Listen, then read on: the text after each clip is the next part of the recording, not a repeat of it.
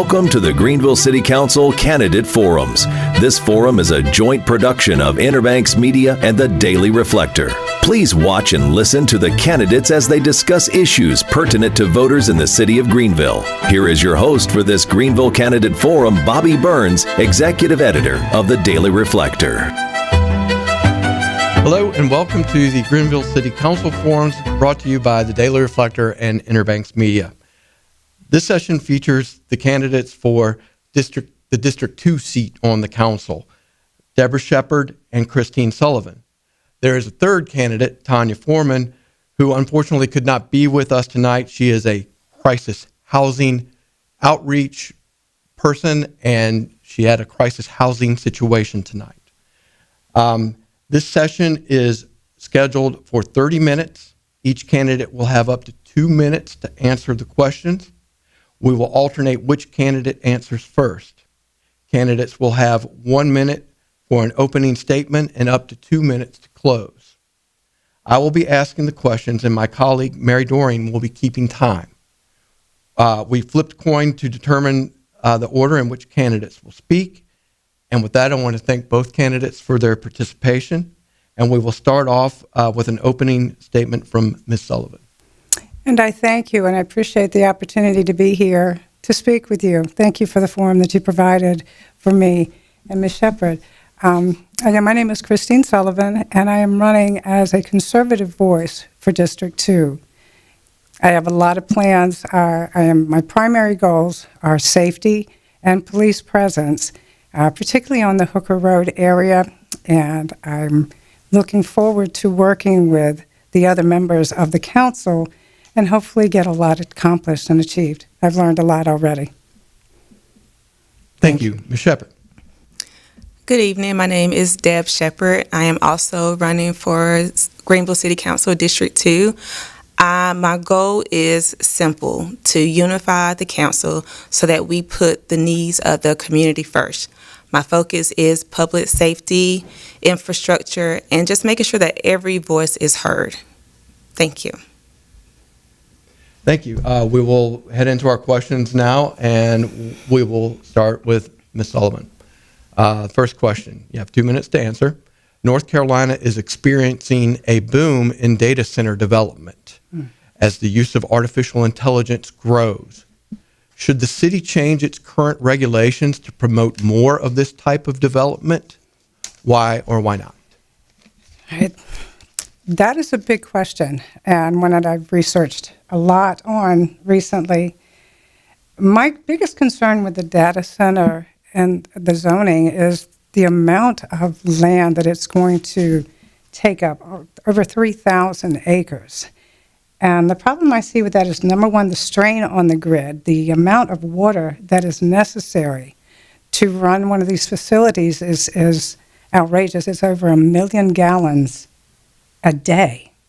Its footprint left on the environment, I think, would be completely detrimental to our communities and to our cities, because it affects not only the water that comes out of the Pitt and Pamlico basins, but it affects the wildlife migration. There's noise pollution because there's a constant humming to keep these machines operating.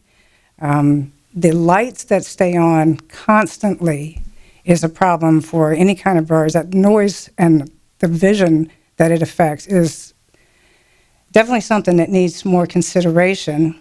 I do understand that there are good paying jobs that are involved with a data center. And downside of that is those jobs are just temporary, though. They may be good paying, but they don't last long. And then we're left with this ginormous site where I think it's just I don't think in the long run it's going to be good for anybody. I don't. And that's my opinion on it. Thank you. Ms. Sheppard, North Carolina is experiencing a boom in data center development as the use of artificial intelligence grows. Should the city change its regulations to promote more of this type of development? Why or why not? Thank you. yes, it is becoming a very popular thing. But I think within the city of Greenville, there have been lots of concerns from community members about these data centers. You think about noise, you think about the amount of energy that it takes to run these facilities. And again, these jobs may be temporary or booming at the moment, but not something that has been proven that would really hold much weight for the citizens here.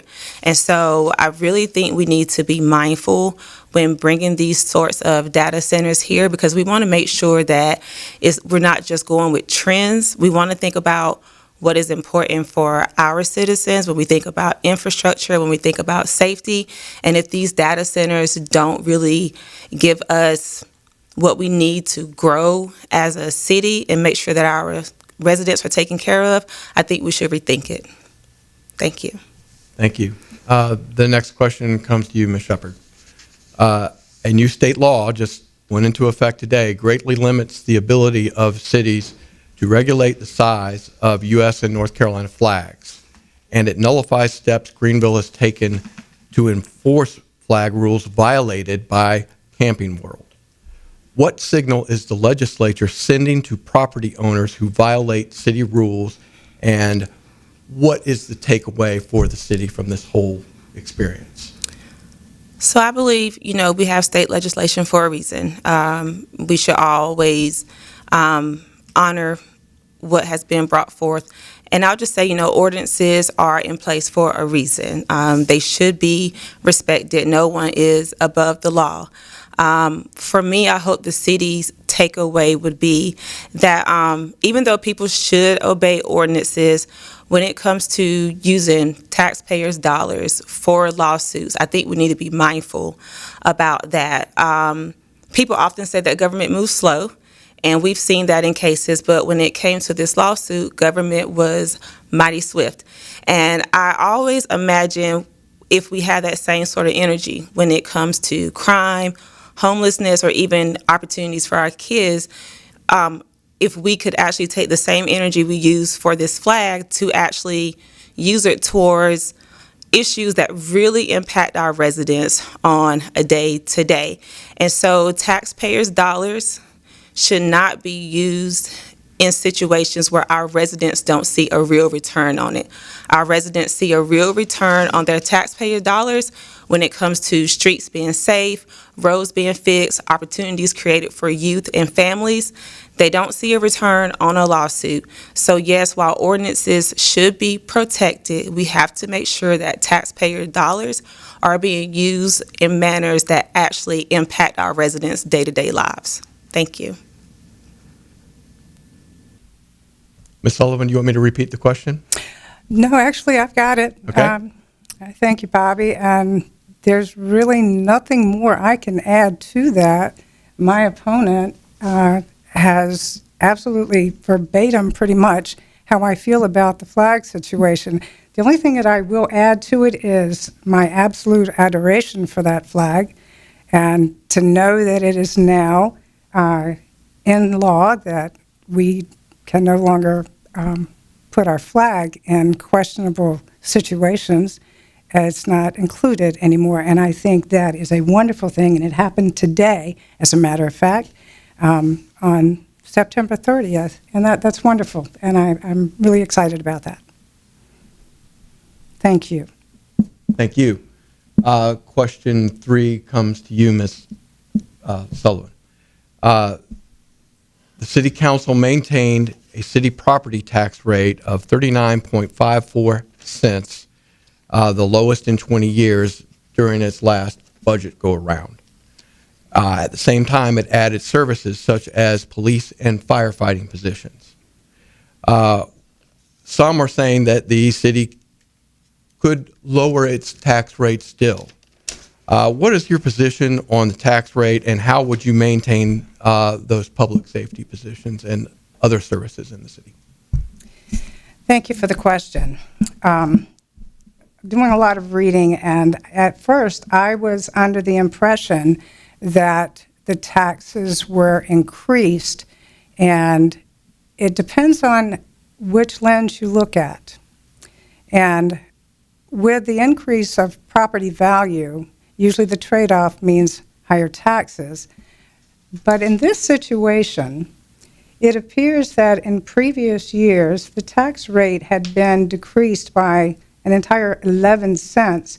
And even though our property assessments have increased, it hasn't really changed, but our appraisals have increased. But what I like, and I can't argue with, is that this extra tax that's coming in is paying for new police officers and a new EMS and potentially new workers there. I think the number was 6. And that in and of itself is a very good thing. And I think if we can keep it on that route, and like my opponent says, when we see the return of initiatives taken by the city council and they're a good return and it benefits the whole city, I think that's a very good thing. Thank you. Ms. Sheppard, would you like me to repeat that? No, thank you. Okay. So I am in full support of easing the tax burdens on residents. In fact, when I think about residents that are on fixed incomes, such as senior citizens and permanently disabled residents, they deserve to have stability with their bills. And so that's why one of the reasons, if elected to council, I'm willing to sit down with our city manager to figure out ways to provide tax relief for senior citizens and those permanently disabled residents, all while keeping our tax system fair here. I also want people to be reminded that Greenville, compared to its other comparable cities, has one of the lowest tax rates. And when we're talking about reducing taxes, we also want to make sure that we're not undermining the services that our city provides to residents, those services that are needed, such as public safety, infrastructure, and opportunities for our youth. And so I think when it comes to taxes, we, aside from just lowering it, we have to make sure that we're finding ways to grow our tax base. So that means bringing in new businesses, bringing in new residents, also figuring out ways to bring in more outside dollars so that that tax burden isn't so heavy on one group of people. Thank you. Thank you. The next question comes back to you, Ms. Sheppard. The council is routinely asked to balance demands for residential and commercial growth with concerns such as traffic, noise, and congestion. What is your approach to managing the city's growth? And is it good policy to annex large areas outside the city to encourage development? Thank you for that question. So yes, we want Greenville to grow without a doubt. But with growth, we have to make sure that growth and infrastructure are working side by side. So yes, we have to take other steps not to congest our city. One of the biggest concerns that I hear from people, aside from congestion, are people who run red lights. This could be because they don't want to get caught in traffic, or it could just be representation of how we are planning and maintaining our traffic flow. So there has to be a balance. We need to do traffic studies on new developments, no matter where they are. Traffic studies are extremely important. We have to look at our signaling timing, and we also need to make sure that our intersections are have the most safety precautions as possible, with turn lanes, with roundabouts. And we also have to make sure that we are working side by side with law enforcement to make sure that those traveling our roads, whether it's residents or visitors, are adhering to traffic laws. So yes, we have to take a number of different measures to make sure that with our growth, that safety comes with that. Thank you. Thank you. Ms. Sullivan, would you like me to repeat that? Yes, please. Sure. The council is routinely asked to balance the demands for residential and commercial growth with concerns such as traffic, noise, and congestion. What is your approach to managing the city's growth? And is it good policy to annex large areas far outside the city limits to encourage development? It's an interesting question. It's an interesting perspective. And it's a catch-22. In order for Greenville to grow, we have to go outside, because the city of itself is getting pretty packed to capacity. There's why we have so much traffic and congestion, because everything is right on top of each other. And if we go outside, for example, we were looking at doing the mega site, which is over 3,000 acres. That's a lot of land. So when I thought about this question, I thought about how we were doing affordable housing and how we might, instead of maybe going that route, that we would do growth for Greenville, and maybe even look into doing tiny houses in communities and bringing business so that it would expand Greenville without further putting the burden on what is already here. So it's something to look into. Thank you. Thank you. So we're on question 5. That will come to you, Ms. Sheppard. Let's see.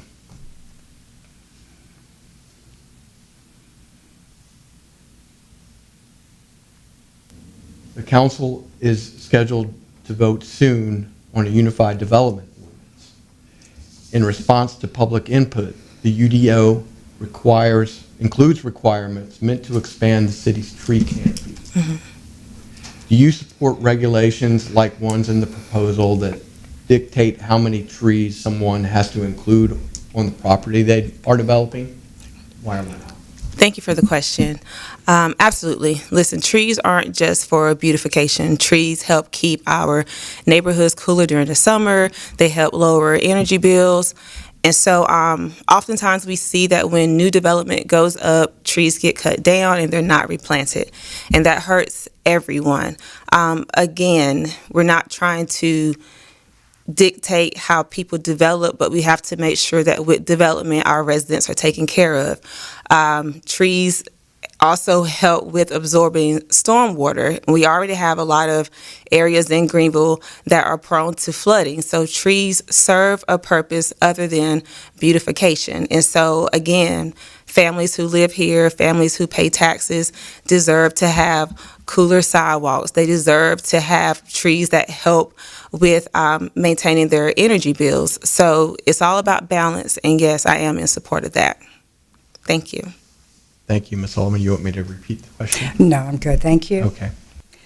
I do fully support a UDO proposal, and if they will in fact follow it and protect the trees and replant trees as necessary, it's imperative. I can't imagine a world in this city where we've gone all concrete.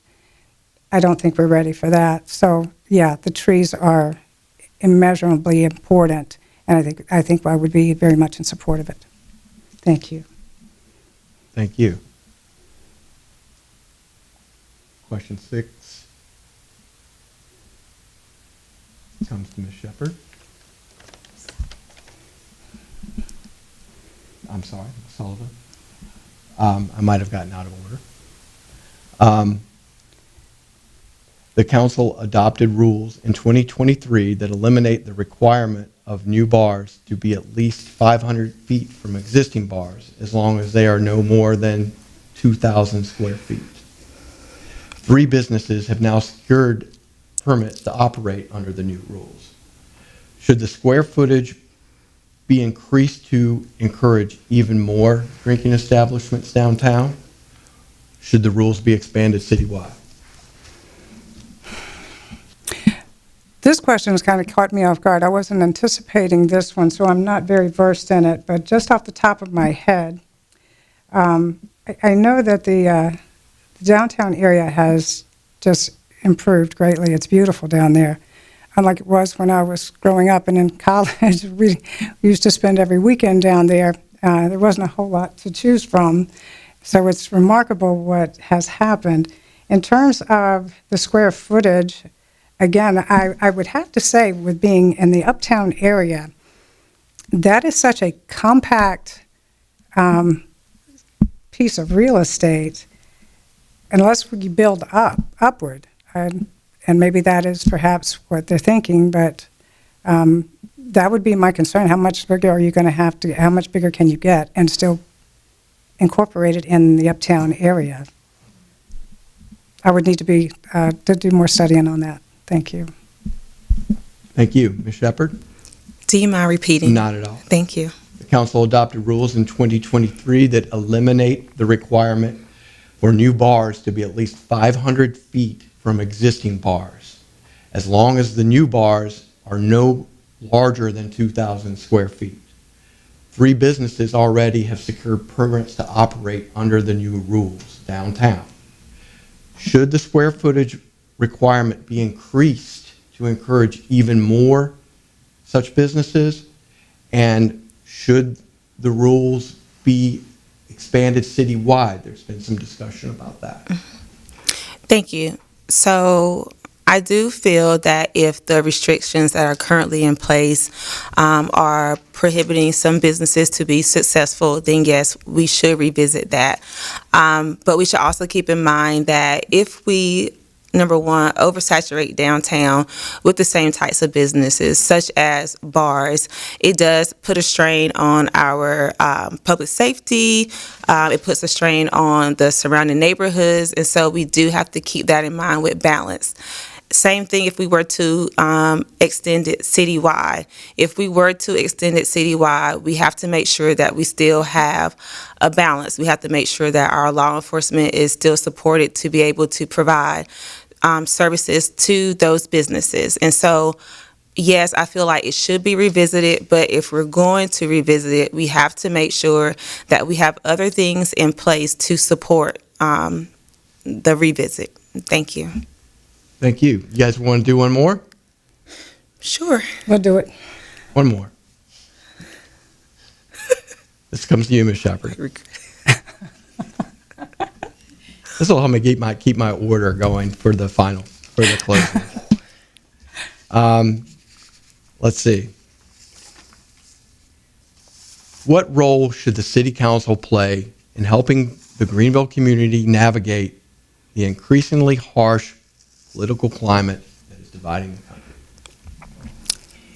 Glad you asked this question. Yes, I think anybody with eyes can see how intense it is nationally. My take is this. City Council and any leader in Greenville or Pitt County has to make a decision. Do we want Greenville to reflect what's happening on a national level? If we don't want it to reflect what's happening on a national level, then we need to lead as such. We have to be able to work with our peers, regardless of what side they're on, for the greater good of our community. I think about it just like a child who's at home with 2 parents who are at odds. It's obvious when 2 parents are at odds, and it can affect how that household feels and how it operates. The same thing with leadership. If your community can see that their leaders are at odds, it is definitely going to impact the experience of the residents who live here. So for me, we have to take a step back. We have to think, we know that this is happening, but do we want it to roll over into our city? And if we don't, then we have to be willing to get outside of our silos and work together, regardless of what side of the fence that we're on, because our community is going to be a reflection of our leaders. Thank you. Thank you, Ms. Sullivan. What role should the city council play in helping the Greenville community navigate the increasingly harsh political climate that is dividing the country? You know, that's really a wonderful question. And I think the answer is really simple. It's time to grow up, people. It's time to stop putting politics in front of the well-being of each other, of our children, of our community. It's time to grow up. We want what's best for each one of us. Everybody wants to be taken care of. Everybody wants their fair share. And it's not going to happen as long as we're biting each other's backs and attacking one another. We need to find common ground. And that is, I'm so glad this forum has taken place, because I know there's going to be people who watch it later and listen to it. And my opponent and I are a classic example of what both of us are talking about. We can have different sides of the political field we're on, but we have common ground. And that common ground is what we have to focus on. If we want to do anything and improve anything, we must put our differences aside. It's time to grow up. Thank you. Thank you. Now we'll move on to our closings. Each candidate will get 2 minutes, and we'll start with Deb Sheppard. Thank you for having me and Ms. Sullivan this evening. And again, my name is Deb Sheppard. I am new to this political space, but I am running for Greenville. Just not one part of Greenville, not just one group of people, but for all the residents of Greenville, specifically District 2. Definitely want to make sure, again, that every voice is heard. We want to make sure that all businesses are heard, especially our small businesses. I want to be able to work with everyone, regardless of what side they're on, because at the end of the day, our city deserves it. I think we've seen over the course of the years what happens when we all just can't be unified for the common good of our city. So that is one of the biggest things that I want to bring to the table. I'm going to represent families, I'm going to represent businesses, and just represent the full culture of Greenville. You can visit my campaign at www.debfordistrict2.com. You can follow me on Facebook and Instagram at Deb for District 2 to learn more about me, and I look forward to hearing from you, learning from you, and hopefully serving on council on your behalf. Thank you. Thank you. Ms. Sullivan? And again, I thank you for this opportunity for us to get together and talk about some ideas. My candidacy is geared toward, again, the safety of our community and success of our community. There are things that are missing that are sorely noticeable for other parts of District 2. And I think that is my goal, to address those issues in those areas. And I think my opponent said something about the importance of our disabled and handicapped residents here. One of the things that I really want to mandate is something as simple as the respect for handicap parking. I notice it a lot. People parking where they get out and they're fine. I know not all disabilities are visible. I understand that.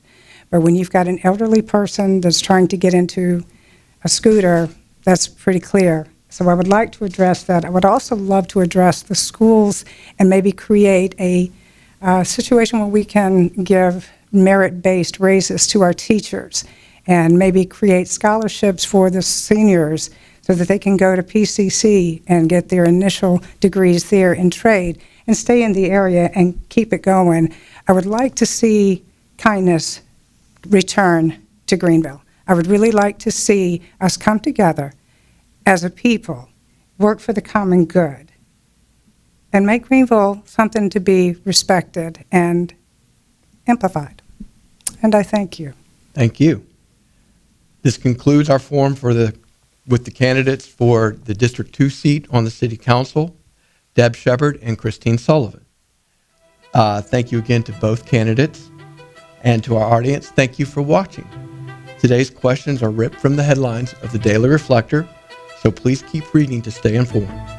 And remember, early voting runs October 16 through November 1, and Election Day is November 4th. Thank you.